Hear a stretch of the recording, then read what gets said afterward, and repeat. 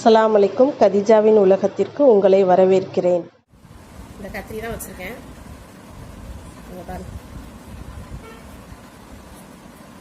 இதுதான் ரொம்பலாம் பெருசு பொடிசாக கட் பண்ணணும்னு அவசியம் இல்லை. ஒரு இதை ஒரு 4ஆக கட் பண்ணிடலாம். இது சமையலுக்கு யூஸ் பண்ணுற கத்திரி. நான் ஏன் இதை கட் பண்ணுறேன்னா, இதை கட் பண்ணிட்டு என்ன பண்ணிடுவேன், இப்படியே என்ன பண்ணிடுவேன், இந்த கழுவி இந்த தண்ணி இதுக்கே ஊற்றிடுவேன். ஏன்னா வேஸ்ட் பண்ணக்கூடாது இல்லையா, அதனால இந்த தண்ணியே இதுலேயே ஊற்றிடுவேன். இவ்வளோதான். இதை இப்படி கட் பண்ணிட்டோன்னா இதை செய்கிறது நமக்கு ரொம்ப ரொம்ப ஈஸி. ஆனால் சாப்பிடவும் கொஞ்சம் ஃபஸ்ட்டு சாப்பிட்றவங்களுக்கு ஒரு வித்தியாசமாக தெரிகிற மாதிரி இருக்கும். ஆனால் நீங்கள் அதெல்லாம் நினைக்காதீங்க. நம்ம உடம்பு நல்லா இருக்கணும், நமக்கு ஆரோக்கியம் வேணும், நம்ம பர்ஃபெக்டாக இருக்கணும் அப்படின்னு நினச்சிங்கன்னா கண்டிப்பாக இதை வாங்கி செஞ்சு சாப்பிடுங்க. நான் இதை செய்கிறது எப்படின்றத சொல்கிறேன். இப்போது வெட்டியாச்சு. சிக்கன் 65 பெரட்டுறதுக்காக போட்டு வச்சுருக்கோம். அந்த கடையில் வாங்கின பொடி போட்டிருக்கோம். அதுக்கு மேலேயே மேற்கொண்டு ஏன்னா உப்பு போட்டிருக்கோம், இந்த இஞ்சி பூண்டு விழுதும் போட்டு வச்சுருக்கோம். ஏன்னா நம்ம இதெல்லாம் சேர்த்து எக்ஸ்ட்ரா போட்டு கொஞ்சம் உப்பு கொஞ்சம் போட்டால் தான் அது உள்ளே கொஞ்சம் சப்புன்னு இருக்கிற மாதிரி தான் இருக்கும். மசாலா நம்ம போட்டு இது பண்ணல. நம்ம இன்னும் கொஞ்சம் இஞ்சி பூண்டு அதுக்கப்புறம் அந்த உப்புலாம் எக்ஸ்ட்ரா சேர்த்து போட்டால் தான் நல்லா உப்பு பிடிச்சிட்டு நல்லா உப்பும் கொஞ்சம் நல்லா கரெக்டாக இருக்கும். அதேமாதிரி மசாலாவும் கொஞ்சம் கரெக்டாக இருக்கும். வெறும் இந்த பொடியை மட்டுமே போட்டு பெரட்டி வச்சோன்னா அந்தளவுக்கு டேஸ்ட் கொடுக்காது. நம்ம தேவையான அளவு இதெல்லாம் போட்டு தான் நம்ம பெரட்டி எடுக்கணும்.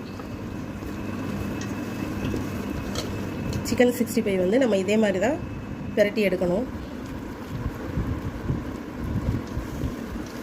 தேவைப்படுறவங்க கொஞ்சமாக கார்ன்ஃப்ளவர் மாவும் கொஞ்சமாக மைதா மாவும் போட்டுக்கோங்க. இன்னும் கொஞ்சம் நல்லா கிரிப்ஸியாக நல்லா முறுமுறுன்னு வரும். இன்றைக்கி நம்ம என்ன டிப் பார்க்க போகிறோன்னா, வீட்லேயே பெருங்காய தூள் எப்படி ரெடி பண்ணுறதுன்னு பார்க்க போகிறோம். நார்மலாக இங்கே இருக்கிற அந்த கட்டி பெருங்காயத்தை வாங்கி அது கொஞ்சம் ஈரப்பதமாக இருக்கும். அதை குட்டி குட்டியாக நம்ம கத்தியை வச்சு அறுத்துட்டோன்னா இந்த மாதிரி தட்டில் போட்டு காய வச்சிடணும். அது உங்களுக்கு 2 நாள் இல்லை 1 நாள்லேயே அப்படியே நல்லா காஞ்சிரும். நல்லா சுக்காவாக காஞ்சிரும். குட்டி குட்டியாக நம்ம நறுக்கி போடணும். இப்போ கடையில் வாங்குகிற பெருங்காயத்தில் நிறையா கலப்படம் இருக்கும். நம்ம வீட்டிலையே ரெடி பண்ண அந்த பெருங்காயத்தூள்னால் எந்த கலப்படமும் இருக்காது. இப்போ அது நல்லா காஞ்சிருச்சு பாருங்கள். இப்போ அதை என்ன பண்ணிட போகிறோம், மிக்சியில் போட்டு பொடி பண்ணிட போகிறோம். அவ்வளோதான், மிக்சியில் போட்டு பொடியாக்கியாச்சு. நீங்களும் இந்த மாதிரி செஞ்சு வச்சுக்கோங்க. ரொம்ப ரொம்ப சூப்பராக இருக்கும். இதே பெருங்காயத்தூள் நம்ம உடம்புக்கும் நல்லது. வீட்டிலையே ரெடி பண்ணுறதுனால கடை பெருங்காயம் மாதிரி இதில் எந்த கலப்படமும் இருக்காது. ஒரு பாட்டிலில் போட்டு மூடி வச்சிட்டோன்னா கட்டிப்படாமல் நல்லா சூப்பராக இருக்கும். நீங்களும் இந்த மாதிரி செவரொட்டி, இதை செவரொட்டின்னு சொல்லுவாங்க, மண்ணீரல்னு சொல்லுவாங்க. இது உடம்புக்கு ரொம்ப ரொம்ப நல்லது. முக்கியமாக பெண்களுக்கு ரொம்ப நல்லது. இது கொஞ்சம் விலை ஜாஸ்தி தான். உங்கள் ஊருக்கு தகுந்த மாதிரி கொஞ்சம் விலை இருக்கும். ஆனால் நீங்கள் என்ன பண்ணலான்னா, மாதவிடை சரியாக வராத பெண்கள், அவங்களுக்கு ரத்த குறைபாடு அதிகமாக இருக்கிற பெண்களுக்கு இது ரொம்ப ரொம்ப நல்லது. இதை வாரம் ஒரு தடவை சாப்பிட்டா போதும். அவங்களுக்கு ரத்த குறைபாடு இருக்காது, எந்த ப்ராப்ளமும் இருக்காது. விட்டமின் B12 இதில் அதிகமாக இருக்குது. இதான் வச்சுருக்கேன். மெயினாக இதை எப்படி நம்ம இது பண்ணணும்னா, முழுசாக தான் இது பண்ணணும். முழுசாக அப்படியே போட்டு அலசணும். ஏன்னா கட் பண்ணிவிட்டு அலசிடக்கூடாது. ஏன்னா அது உள்ளே தான் பிளட்டுக்கு ஊறுறதுக்கு உண்டான எல்லா இதுவும் இருக்கும். நம்ம நறுக்கிட்டு அலசணும்னா அந்த சத்துக்கள் போயிடும். அதனால் எப்போதுமே அலசிட்டு தான் இதை கட் பண்ணணும். கட் பண்ணுறது கூட நான் அருகாமனையில் கட் பண்ண மாட்டேன். இது கத்திரியில் தான் கட் பண்ணுவேன், இல்லாட்டி கத்தியில் கட் பண்ணுவேன். அந்த மாதிரி செஞ்சாதான் இதோட சத்துக்கள் போகாமல் இருக்கும். அந்த அருகாமனை அதாவது கத்திரி கூட அப்படியே இதுலேயே கழுவி விட்டுருவேன். ஏன்னா அதில் உள்ள சத்து போயிடக்கூடாது அப்படின்னு. பொடி மீன் நம்ம எப்படி சுத்தம் பண்ணுறதுன்னு இப்போ பார்க்க போகிறோம். ரொம்ப ரொம்ப ஈஸி, ரொம்ப சிம்பிள். சட்டிக்குள்ளே வச்சே நம்ம க்ளீன் பண்ணிடலாம், வெளியே தெரிக்காத அளவுக்கு. நான் இந்த மாதிரி தான் எப்போதுமே க்ளீன் பண்ணுவேன். ரொம்ப ஈஸியாக பண்ணிடலாம்.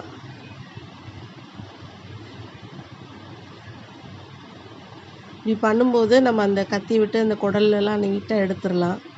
இப்படி நம்ம க்ளீன் பண்ணுறனால அடுத்து நம்ம அலசினா மட்டும் போதும், வேறு எதுவும் நம்ம பண்ண தேவையில்லை. நீங்கள் பொடி மீன் ரொம்ப கஷ்டமா அப்படின்லாம் நினைக்க வேணாம். ரொம்ப ஃப்ரெஷ்ஷாகவும் இருக்கும். இந்த மாதிரி பண்ணையில் நீட்டாகவும் இருக்கும், சுத்தமாகவும் ஆயிரும். இந்த மாதிரி நம்ம க்ளீன் பண்ணிவிட்டு அலசினா மட்டும் போதும். இதே மெத்தடில் க்ளீன் பண்ணிங்கன்னா அதுக்கப்புறம் அலசினா கூட சரியாக இருக்கும். நீங்களும் உங்கள் வீட்டில் இதே மாதிரி மீன் க்ளீன் பண்ணுங்கள். ரொம்ப ரொம்ப க்ளீனாக வரும். ரொம்ப ஈஸியும் கூட. நமக்கு சீக்கிரமாக வேலை முடிஞ்சிடும். டக்கு டக்குன்னு வேலையை முடிச்சிடலாம். சவுச்சவு கூட்டு தான் செய்ய போகிறோம். அதுக்கு பாசிப்பருப்பு, அதுக்கடுத்து அதை களைஞ்சி வச்சுருக்கோம். இப்போ அதுக்கு மஞ்சத்தூள் போடுவோம். அதுக்கு தேவையான அளவு உப்பு இப்படியே போட்டுடலாம். அதுக்கடுத்து சவுச்சவும் வெங்காயமும் நறுக்கி வச்சுருக்கோம். அதையும் அதோடய சேர்த்து போட்டுடலாம். இப்போ அது எல்லாத்தையும் நல்லா கலந்து விட்டுட்டு இதுக்கு வந்து தேவையான அளவு தண்ணி மட்டும் ஊற்றி ஒரு 4 விசில் வச்சு எடுத்துருங்க. இப்போ தாளிப்பு கொடுத்துக்கலாம். அதுக்கு வந்து வெண்ணெயை காய வச்சுட்டு கடுகு உளுந்தம் பருப்பு, கருவேப்பிலை, கொத்தமல்லி, காஞ்ச மிளகா எல்லாம் போட்டு அப்படியே நல்லா எண்ணெயிலே நல்லா வறுத்து கொடுங்க. அதுக்கப்புறம் என்ன பண்ணிடுங்க, பூண்டு தட்டி போட்டு நல்லா வறுத்து விட்டுருங்க. அது நல்லா மொறு மொறுன்னு வரட்டும் அந்த பூண்டு. வரவும் நம்ம இப்போ இது பருப்பு வேக போட்டு வச்சுருக்கோம்ல, சௌசௌ வேக போட்டு வச்சுருக்கோம் பாருங்கள், அதில் தூக்கி இதை கொட்டிட்டு கிண்டி ஒரே ஒரு கொதி வரவும் இறக்கிடலாம். அவ்வளோதான், சௌசௌ கூட்டு ரெடி ஆயிருச்சு. சூப்பராக இருக்கும் இந்த சௌசௌ.